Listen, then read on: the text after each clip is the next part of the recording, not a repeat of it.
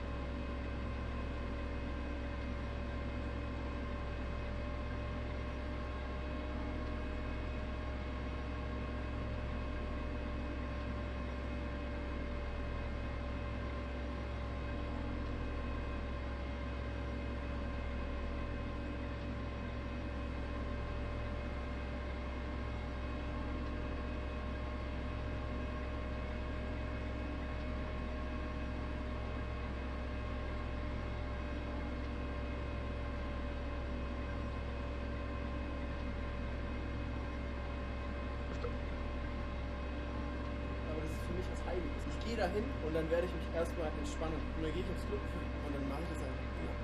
Hast du wieder geraucht? Inscope 21 TV? Nee, ich habe nicht mehr geraucht, weder Zigaretten noch Joints, weil ich bin da gerade nicht so auf dem Film. Und Zigaretten sowieso für mich eine Sache. Ich sage euch ganz ehrlich, ich mache jetzt hier richtige Negativ-Publicity für IQOS, weil IQOS ist der größte Müll, den ich jemals gesmoked habe. Die Scheiße macht dich noch süchtiger, okay? Die verkaufen dir, es ist alles so geil und wirklich so eine gesunde Zigarette. Du rauchst genauso viel oder rauchst du gar eigentlich noch, nee, du rauchst eigentlich noch mehr, weil du auch drin rauchen kannst und so. Ob das jetzt genauso schädlich ist oder nicht, gibt es keine Langzeitstudien dazu, aber es schmeckt ja gesünder, also muss es auch gesünder sein. Es ist mir so schwer gefallen, mit IQOS aufzuhören, weil man das einfach so unglaublich zugänglich ist. Du könntest theoretisch morgens aufstehen, den IQOS anmachen und du würdest dich nicht eklig fühlen. Ich habe das mal gemacht. Bin aufgestanden, kurz einen Kaffee getrunken und also direkt nach dem Aufstehen und den IQOS angemacht, habe mich nicht widerlich gefühlt. Okay, ja, das ist krass. IQOS auch nicht mein Film. Sascha greift da schon zu anderen Maßnahmen. Peinlichstes Date. Da kann Sascha euch wahrscheinlich mehr erzählen.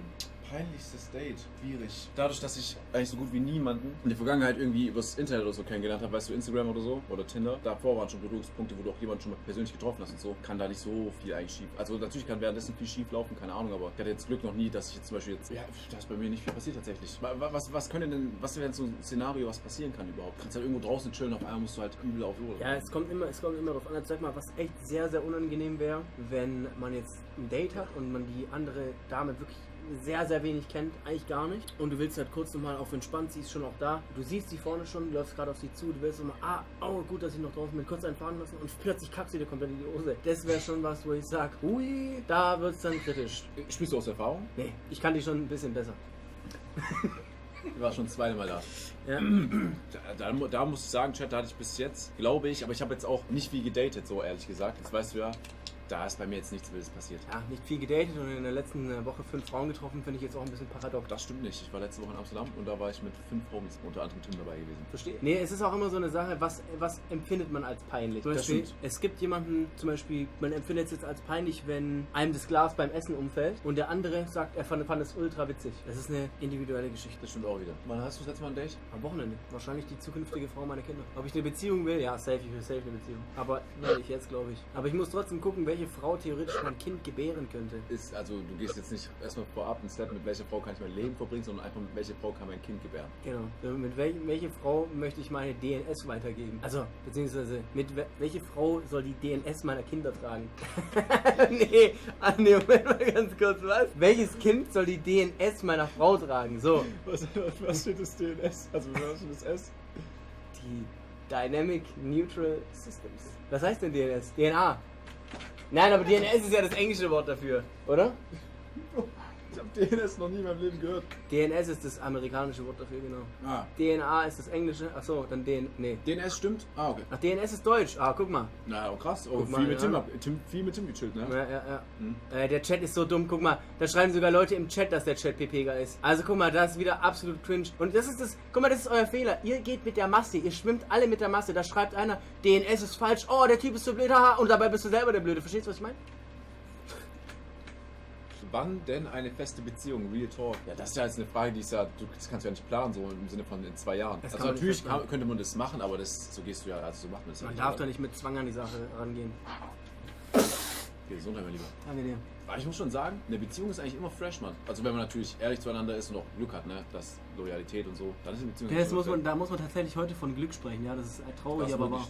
Glück, ja. So wie die Welt teilweise heute aussieht. Es gibt natürlich immer noch alles gut. Es gibt immer noch genug gute Frauen, treue Menschen. Man muss schon ehrlich sagen, die Zugänglichkeit dazu, heutzutage jemand anderen zu finden, ist extrem hoch. Und deswegen ist auch die Willenskraft nicht mehr so stark, was Altes zu halten, wenn man direkt weiß, man könnte was Neues haben. Weißt du, was ich meine?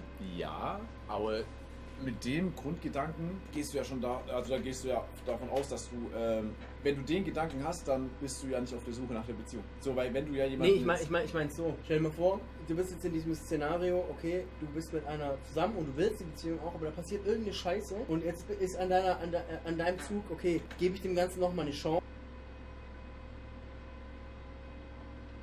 I have to say, I am a massive fan of Greek food. And when I think about it, one of the first things that comes to mind is a soft, chewy bread wrapped around some freshly sliced meat, whether it's lamb, pork, chicken, or beef, some really, really fresh vegetables, some nice cubes of cucumber with that really nice crisp, some softer, juicy tomato, and of course, any sort of amazing yogurt sauce. Perhaps sometimes topped with some French fries. I'm a firm believer that one of those sandwiches, if you can even call it that, is probably one of the best foods out there. So today we're gonna use some Wagyu beef to make the most amazing gyro, gyro. I've heard people pronounce it in all sorts of ways. Nick.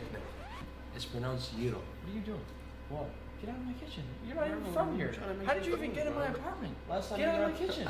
But in all seriousness, today I'm here with my buddy, the Golden Balance, and we're gonna be making Some Wagyu gyros. for our gyro bread. We're gonna start with about 1 1/4 cups of lukewarm water, about 115 degrees Fahrenheit. Then we're gonna add a tablespoon of active dry.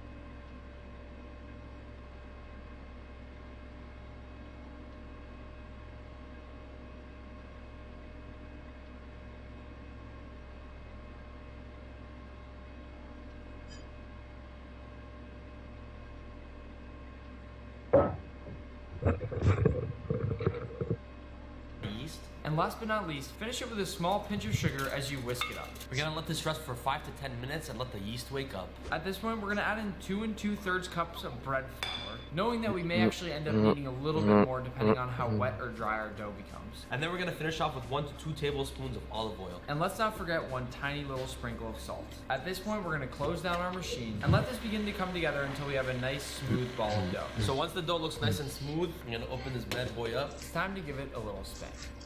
What are you doing? That's my thing, My dude. fault. Now at this point, we're gonna oil up a bowl. Now we're gonna drop in the dough, give it a nice little turn just so nothing sticks. And at this point, we cover it up and let it rest between an hour and an hour and a half to make sure everything can rise. At this point, everyone, it's time to bring out the Wagyu. And today, we're really not holding back. Hey, stay here for a second. I need to work out. Let's get a little lift in. Yeah, you too. Number 3. You're looking at between 15 and 20 pounds of Wagyu beef right here. This bad boy is an American Wagyu top sirloin, which means that it's a mix between Black Angus and Japanese Wagyu cattle. We're using top sirloin because it has enough fat to give it flavor, but at the same time, it's not gonna completely melt off the skewer. As usual, I got all this beef quite last minute actually from the Wagyu shop. And when I gave them a call and told them that the Golden Balance and I were gonna be making a massive Wagyu gyro, they laughed, but they delivered. Because the Golden Balance is our guest today, we're gonna let him go first with the cuts, and we're gonna see who can get cleaner cuts between the two of us. So, it's your turn, buddy. So the goal is to get really nice thin strips. So we're gonna come over here and start shaving it off. Obviously the first couple layers are gonna be a bunch of fat. I mean, honestly, if I'm making this, I would also put these fat layers in between the meat because they add a lot of flavor. Totally agree. That's a lot of fat. Awesome. We should probably attach this fat to Nick. Alright, well, taking a survey of what the Golden Balance here has done with all this meat, I'm gonna be honest, I can't say I'm impressed, everybody. Oh, you're so sad. I mean, this actually looks pretty good. And there's some really nice cuts here. We still have that line of fat here, which is gonna give us some extra flavor. And then we have these nice layers of fat that we can put in between the beef that will melt as that gyro spins around. But now, it's my time to see how well I can cut. So let's get started. I do feel like I might have some slight home field advantage here. At this point, my stack is complete. And with all of our incredible carved Wagyu beef, I think we're ready to layer. Let's do it. I'm gonna start with a little bit of paprika and oregano, sprinkling it evenly over the top of everything. You can add a little bit more. Okay, we're gonna be like that. Yeah, huh? just a little bit We're more. gonna be like that? Yep. Okay. I guess I'm gonna add just a tad bit more, just to make this seasoning expert happy. And since we have a large amount of meat, we're gonna go with an actual handful of salt. Salt brings out the flavor. Just nothing is boring over here. And while he's doing the salt, I'm gonna come over with a little bit of chili powder and go over the top of everything. Chili powder's spicy, right? For A you. little bit? Just for you. For me. And just to give a little bit more Greek vibes, we're gonna go in with some thyme. That looks beautiful. And following the thyme, I'm gonna go with a generous handful of cumin. And I actually like to use celery salt a lot. It adds a bunch of flavor. And as he finishes up with the celery salt, I'll go on with a little bit of minced onion. And then to finish, as I go on with a little bit of olive oil. We're gonna go in with some fresh cracked black pepper. It's nice to see some seasoning on Nick's channel, right? And this right here, ladies and gentlemen, is how you season your meat. Time to get those gloves on and get our hands dirty. We just want every single slab of meat to get seasoned equally. No, we're just mashing our meat a little bit here. There's nothing to see, everybody. There's nothing to see. It smells absolutely incredible. As you can see at this point, every piece of meat has been lightly seasoned overall with that oil, which helps to have all the seasoning stick across that beautiful piece of beef. Now let's layer everything on our beautiful spit. Since we're always keeping things legitimate in this kitchen, you know we got one of these bad boys. So what you're looking at right here is actually very familiar to me because we make shawarma from it. So as the meat is laid out in spins, it starts to cook from these beautiful beams. And then you shave off the meat as all that fat drips on top of it. And we use this scooper right here to shave the meat right into it, which we then carry right over to our sandwiches and place that fresh, hot, sizzling meat right on. We're simply gonna go up the line with our meat, eventually trying to make a really well compressed, nicely packed together gyro. You wanna go in every single direction just to get a nice base.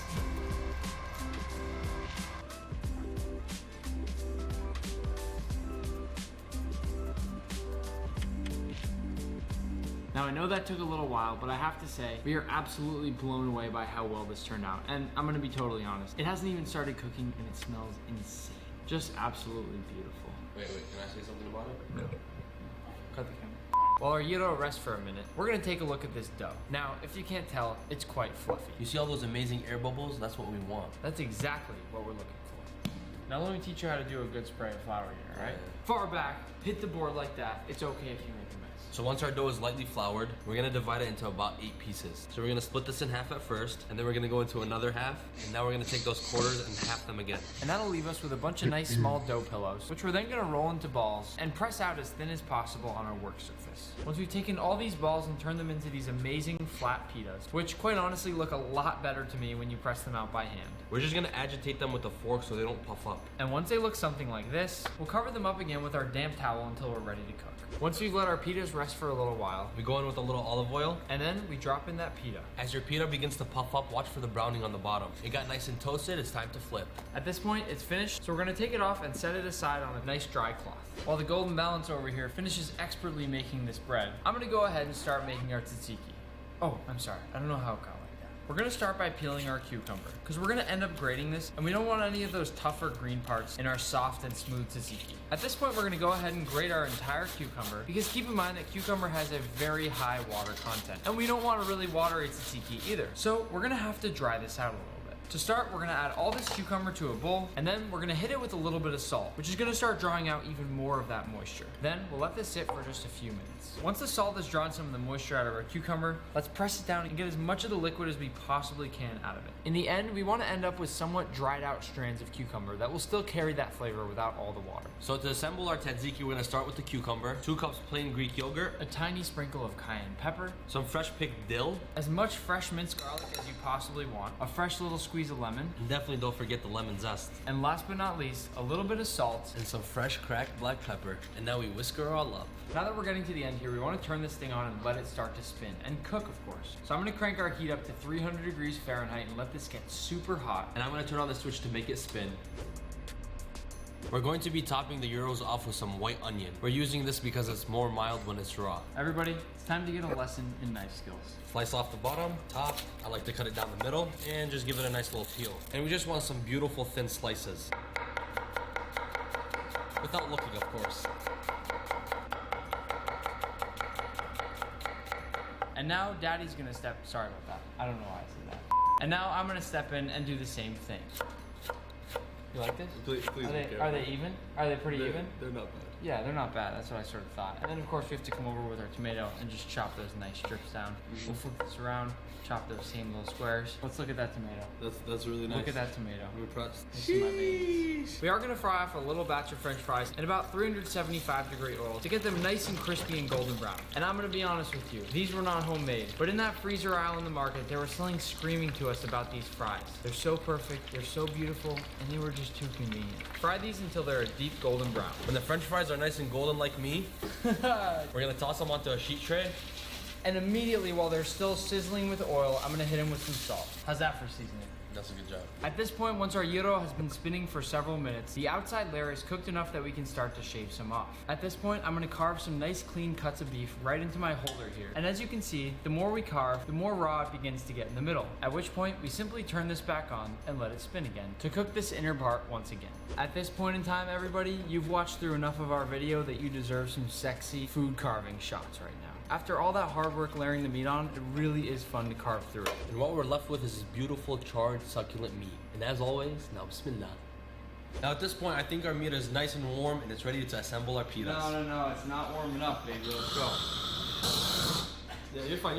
To start, we're gonna add our tzatziki. And then we come in with this hot, sizzling meat that we just finished off in a pan, just to get that extra crispy factor. Some white onions, the fresh tomatoes, A generous pile of our French fries. and to be extra fancy like Nick, we're just gonna finish off with some fresh dill. And now we have final product. The way I see it, there aren't many rules when it comes to one of these bad boys. Pile as much as you want of whatever you want onto this amazing bread, wrap it all up, and take a big bite. We worked pretty hard for these at this point, and when I say we, I mean all of us, you watching as well. But I think at this point in time, we deserve a bite. So We do. How about we do a cheers? Now bismillah. Oh, that's fire. That is good. The bread's crazy. That is good.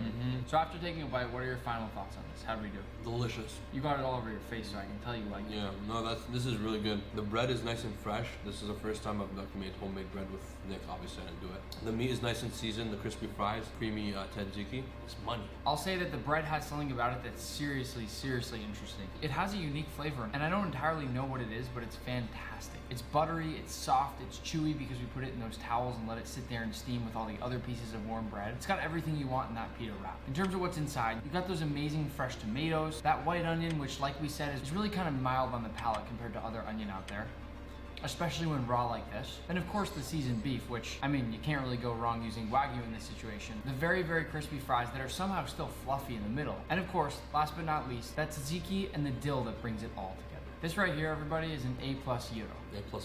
A++.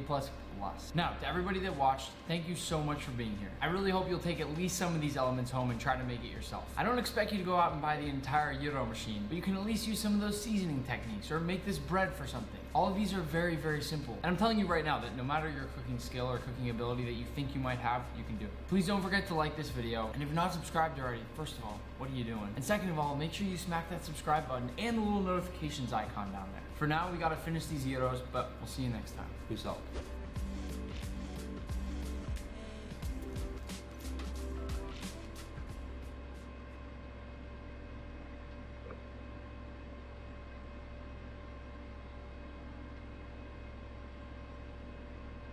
Ich bänge 1. Einfach hier. Habe ich auch schon mal wen gekillt, aber sobald die sehen, dass der Schlüssel kommt, gehen die weg. Aber wenn der nicht geklappt hat, also hoch. Dann bängst du einfach hier auf Radiohöhe hier. Und dann hast du den Loot weg. Hast du gesehen? Ihr Wichser, und es kippt die Scheiße auch mal!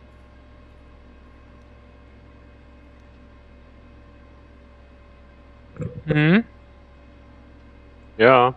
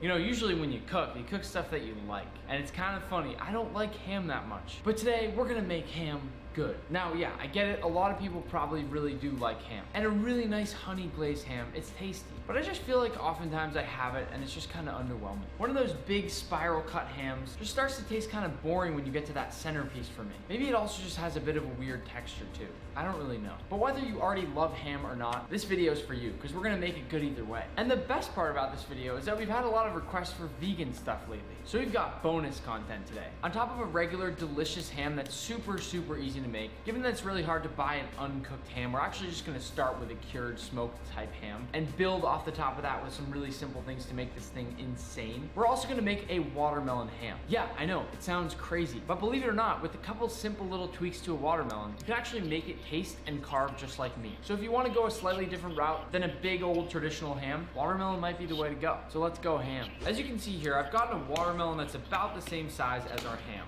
Now, like I said, you know I like making everything from scratch, right? But it's really hard to find this cut of ham that's uncooked because most people don't want to make that from scratch. It's so much easier to take it already cured and smoked like this. So I guess that'll make it a lot easier for all of you. The other thing I'll say is huge props to the guy at the market because they didn't have any watermelons out and he very kindly went to the back and got this baby out for me. I always test my watermelons by knocking all around them and seeing how much vibration there is through the whole thing. That usually gives me a really good sense of whether it's a really crispy watermelon as opposed to one of those nasty, mealy watermelons you can get. But again, what I like is that these are about the same size, so it'll be nice for us to be able to compare these at the end. Because this one's gonna take a little bit more time, I'm gonna start with the watermelon. To start, we're gonna cut this bad boy open. And when doing that, we wanna make sure we leave it all in one big piece so that it's a ham. To start, I'm gonna take off both ends. I always love cutting into a watermelon. It just reminds me of summer.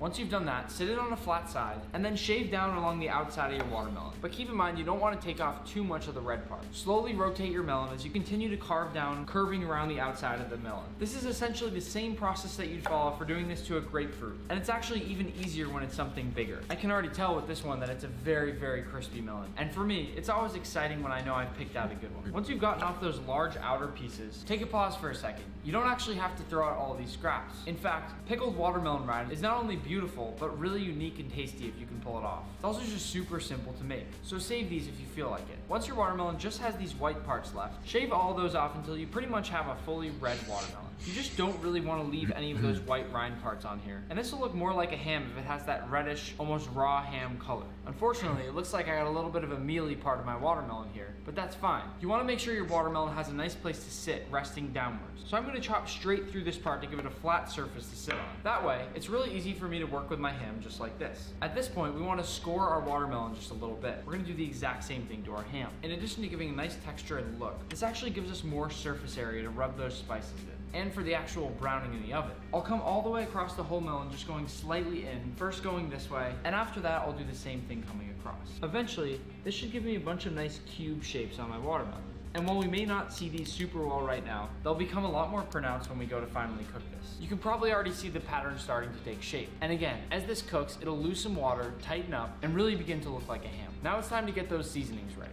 First, we'll toast off a few of our seasonings. So into a dry pan, I'll do some sun-dried chipotle chiles with the seeds taken out, a little bit of sugar, which again, toasting it's not going to do all that much, but I'll just combine them all at once, a little bit of coconut sugar, a sprinkle of garlic powder, a sprinkle of chili powder, a bit of smoked paprika, a little onion powder, some dried orange peel, and just a few whole cloves. I'm not going to toast this for too long because the sugar will eventually start melting, but once this gets nice and aromatic, I can bring it off the heat. At this point, I'm gonna pour all my seasonings here into a spice grinder because I want this all in equally fine consistency whereby we can rub it right into our watermelon. Then I'll just pulse this up until it's a nice fine powder. Now I'm gonna take this off and you can see that we have a perfectly smooth spice to work with. That right there is an awesome spice blend, so let's get rubbing. At this point, we're gonna give this beauty a nice massage. I know it's hard right now, but we also wanna work it into the crevices. So I'm gonna slowly pour my blend over my watermelon here and just gently work that in. I think that chipotle chili is getting in my lungs. We really wanna make sure we hit every nook and cranny here. And again, try to work between those little cuts that we've made. That'll just get more and more flavor into our melon. If it helps, flip the watermelon over and sprinkle the bottom with our seasoning as well. I know this might look a little weird, and it may be really hard to think about doing this to such a sweet, watery fruit that we all know and love. But hey, crazy things like this are how amazing food ideas are made. My favorite dessert, the lava cake, was a complete accident. So if this works out, we'll just call it a happy accident. Once you've given your whole watermelon the rub, we're then gonna go on with some salt all over the whole thing. This is actually a really important step because the salt is gonna be what draws out the moisture to make this almost a little bit meaty. Don't really worry about over salting this thing here. I mean, you don't wanna go too crazy, but you also wanna make sure there's enough salt that a ton of moisture will be drawn from this. Not to get nerdy on anyone, but salt will be drawing the moisture out of this through the process of osmosis, and given how much water there is in a watermelon, this thing is not gonna get meaty without some salt. Now, normally you'd wanna rest this in the fridge for about 12 hours or overnight, but I know nobody wants to do that, so I'm gonna try to speed it up for you. We're gonna place this in the oven at about 200 Fahrenheit until we slowly start to see some of the space between the cuts we've made. This will hopefully help speed up that process a little bit that we'd be doing in the fridge overnight by dehydrating our watermelon. We'll be right back.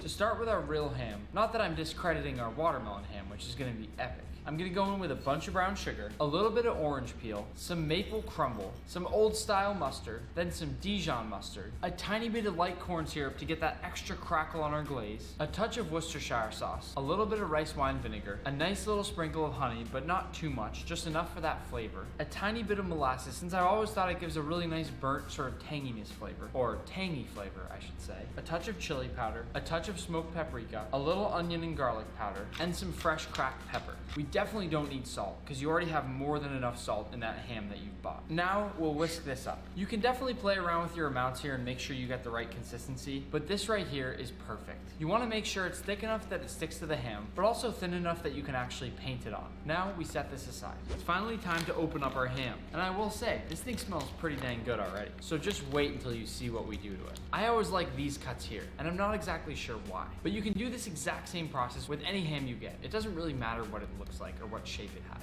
The real thing you want to pay attention to is the weight, and what I have here is about 11 pounds, my lucky number. To start, we're gonna score the whole ham. We actually wanna make nice squares across the whole thing, and this will give us a really nice, beautiful cooked surface when it's complete. Giving that additional surface area for extra browning when you go to cook it is really, really important. Once we go across the way that we've just gone horizontally, we'll do the same exact thing coming upwards. Just be careful not to cut yourself here. But trust me when I say that this part right here is worth the extra few minutes of effort, especially given how long you're gonna then cook this thing. Now, I don't stop just there. Complete this exact process all over your entire ham. Trust me, your guests are gonna love you. Now that I've finally scored around the whole thing, I'm gonna finish making all those cubes by bringing my knife vertically up and going around the whole entire ham. I don't know why, but I just like cutting it this way so much better than the other ways I've seen. And if you're very artistically inclined, you can do it sort of sideways like I am to get a really cool pattern. When you do this scoring process, some of these bits might fall off, but that's okay. After all, it is fully cooked, so if you want a little snack, you can try it out. As you can see now here, I have all these really nice squares that'll turn nice and crispy with my glaze. So we can now coat this thing and get it ready to bake. We also want to paint this whole thing in brown butter. So I'm just gonna let one whole stick melt down until I get that nice brown nuttiness. One trick I often use to get a little bit more of that brown in the butter is adding a little bit of milk powder, which is essentially the part in butter that actually browns. So this basically just gives you more of that brown butter flavor. Once you have a brown, nutty, and frothy butter, take that off the heat. Brown butter can over brown really quickly, so make sure you don't cook it any longer than it has to. Into our large baking tray, we're gonna toss in a handful of star anise pods. I think I've spoken about these with you before, but essentially it's a spice that smells just like licorice. And I'm not the biggest licorice fan in the world either, but it gives a really great flavor to any holiday meals. We're also gonna toss in a handful of whole cloves. Normally, you might see cloves stuck into the edge around your whole ham, but I don't really like doing that because you can lose them inside there, and it is not fun to bite down on one of these things. Next, I'm going to take the rind of a lemon and layer that into the bottom of our tray, because again, that'll give us a nice citrusy flavor here. We can also do the same exact thing with an orange. Again, just a nice extra citrus flavor. Then, I'll squeeze both of these things in here as well. To finish, I'll cover all this up with just a small layer of water, which will essentially let things steam a little bit and put all that flavor into the oven. If you want to, you can add some chips of any wood you like. I'm gonna add in some hickory chips here. And to be honest, I'm not sure how much flavor that's gonna give, but it can't hurt. Again, make sure you're not adding salt. I can promise you right now that the ham you bought probably already has way too much salt. We'll fit our roasting rack over these aromatics, and then I'll place down my beautiful ham. For our first step, we're gonna paint our brown butter all over this beautiful ham. To me, brown butter makes literally everything in the entire world better. And if I'm stuck on an island, it's one of those 5 ingredients I can't live without. So why not give that nuttiness and that amazing buttery flavor to our ham here? If possible, we're gonna really work that into the crevices too. Don't get too rough with your ham because we don't wanna be breaking anything here. But if you can, try to really wedge that in between those little bumps, because that's going to make for a much better experience when you go to eat it. If you feel so inclined, get in there with your hands and fingers a little bit too. That can help to open up some of these cracks, and then it's a whole lot easier to wedge that butter in. Now for the thicker lacquer that we put on here. This glaze won't spread quite as easily as our brown butter, but it's really supposed to kind of stick on there and give us that nice candied layer on the outside of our ham.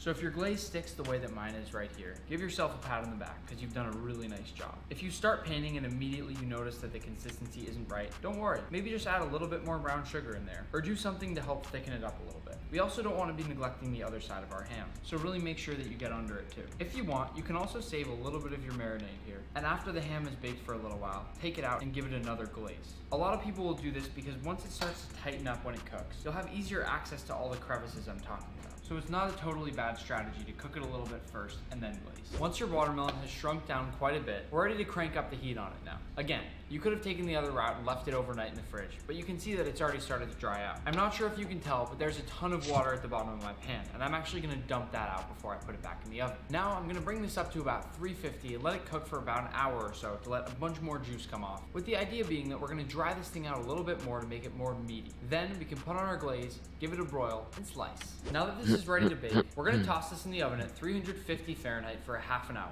Then we'll take it out, glaze it again, and repeat that process several times until this thing is golden brown and beautiful. Because this is already cooked, we're really just trying to get it so that there's a crust on the outside and the internal temperature is nice and warm. And at 350, it should take about 15 to 20 minutes per pound to warm this thing up. For now, we'll let this go for half an hour. To make our glaze for our watermelon, we're gonna start with just a little bit of oil, and then I'll go in with a few tablespoons of garlic and grate in a bunch of fresh ginger. Once that's nice and sizzly, let's add some agave, some fresh squeezed orange juice, a little bit of zest from one of my oranges. Then we'll go in with some brown sugar or coconut sugar, some Dijon mustard, some vegan Worcestershire sauce, because the regular one has anchovies. And at this point, we're gonna let this cook down until it's a nice, thick glaze. It should take about 10 minutes or so. Once that big beautiful ham comes out of the oven, we're gonna coat that baby with our glaze again. And because we're getting some really dark browning on some of these spots, you can turn down the heat just a tad if you don't want it to get too much color at this point. As you can see now, we glaze it again because all this will go right into those beautiful crevices. And you can start lifting that glaze up from the bottom of the pan and putting that up onto the ham at this point. Be sure to really paint that entire ham in that glaze. We don't want to miss a single spot. Once we've coated this entire ham in our glaze once again, we can place it back in the oven and cook it until it reaches that nice internal temperature we're looking for. Now, I'll place this thing back in the oven until it really starts to get that hard, crispy exterior. Make sure at the end you crank up the heat just a little bit to really get that crust. Now, we can take our armadillo-looking melon out of the oven and start to paint on that beautiful glaze we have. It's really hard for me to explain, but this part starts to feel a little bit like skin. These little pieces on the edge of the watermelon loosen up a bunch, and that's when you start to get that meaty texture that I was talking about. When we paint the watermelon, we'll make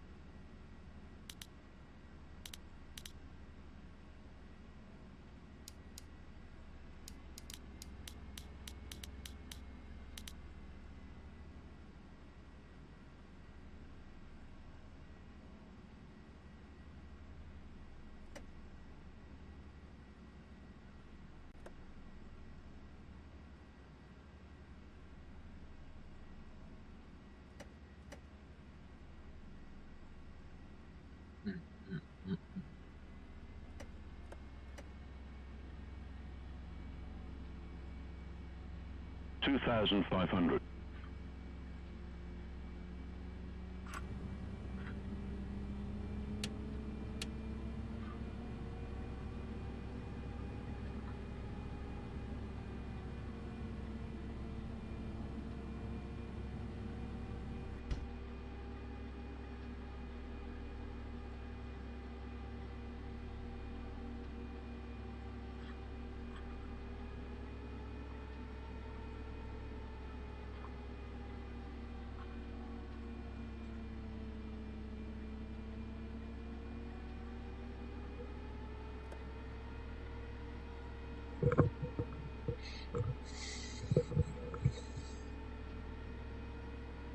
Two thousand.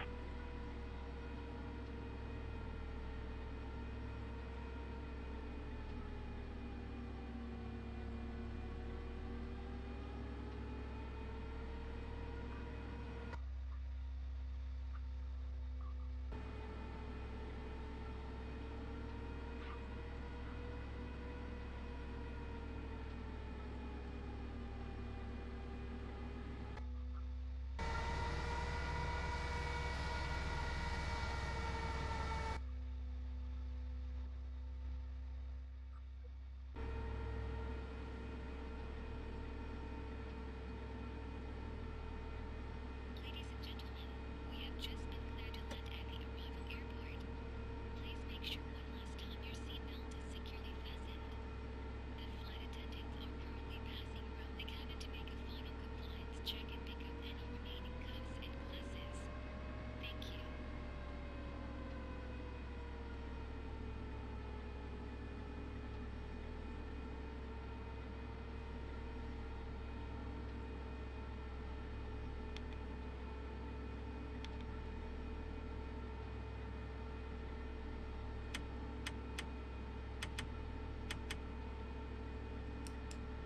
One thousand.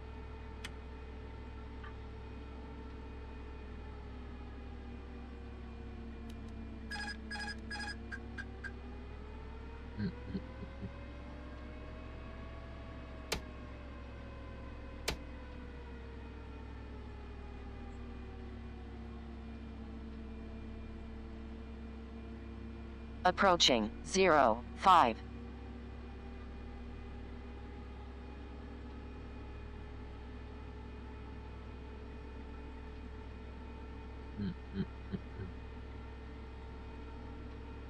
Five hundred.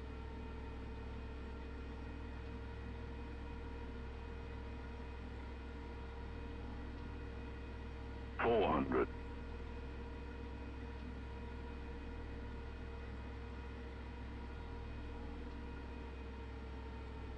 300.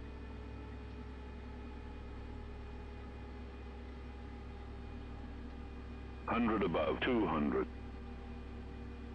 Light slope. 100. 50. 40. 30. 20. Retard. 10. 5. Retard. 5.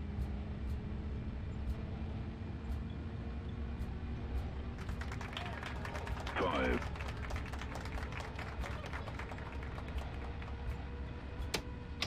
4,000 feet Five. remaining.